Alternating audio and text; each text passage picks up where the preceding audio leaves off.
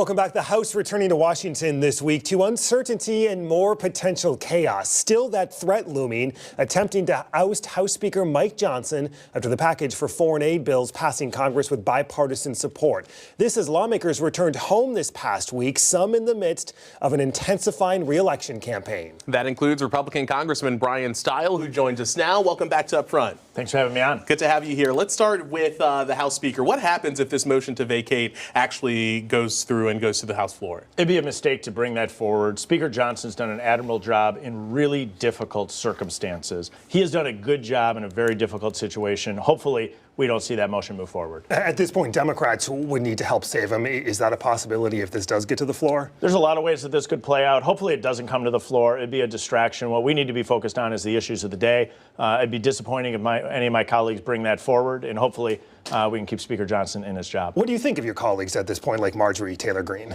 We have a wide net of folks. There's some of us that are really focused in on the issues, actually trying to solve the problems that are in front of us. Other people, on occasion, like to get attention. That's frustrating for all of us, and that's on both sides of the aisle. We have a lot of distractions playing out in Washington on a regular basis. Let's talk about the foreign aid package. The president just signed that in recent days. You voted for the funding for Israel and Taiwan, but not for Ukraine. Why?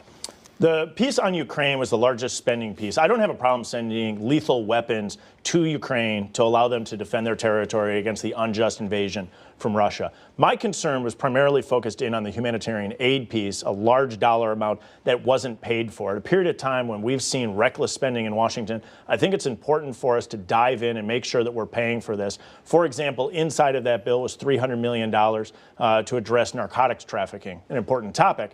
I don't think that that is the best location for that type of spending to be. Peter Barca, a Democrat, announced his campaign just this last week, attempting to unseat you. I want to play a part of what he said during the campaign launch. Take a listen. He could have voted to sign on to a bill to give IVF treatments for all Americans. There's a bill sitting there. But what did he do? He signed an amicus brief that led to all the problems that we have today across the country in regard to these issues. He voted against common sense bills, sided with the extremists in his party, and he's part of the reason why this is the most unproductive Congress we have had in modern history. Your reaction to that, is he wrong? I think what you'll see over my career is actually really productive work to get things done. True, only 27 bills were passed last year, one of the least productive Congresses in our time. One of those 27 is my bill, reforming the Federal Election Commission. Just last week, another one of my bills passed and was signed into law by President Biden, addressing the illicit funding of terrorism from Iran. Some of us are in the weeds getting the work done. Sometimes you don't get as much attention, but I love the weeds. Let's get stuff done. You'll see me again and again working across the aisle to make sure that we're advancing the issues that are important to voters. Is Peter Barca going to be the biggest challenger you have that you faced? Well, I'll let the Democrats sort out who the candidate is. I know there's more than one currently in the race on the Democratic side. That primary will come to be. I love going out and speaking to voters on the issues. When we look at this election cycle, the fact that families can't afford the things that they need, the grocery prices are up over 20%. The median rent, the median mortgage has climbed dramatically. Cars prices are up. That is clobbering families. We got to talk about the reckless spending that occurred under 2 years of Democratic one-party control. The other is our crisis that's plaguing us at the U.S.-Mexico border that is directly impacting us here in the state of Wisconsin. We have seen policies by those like Peter Barca on the left that work to protect sanctuary cities.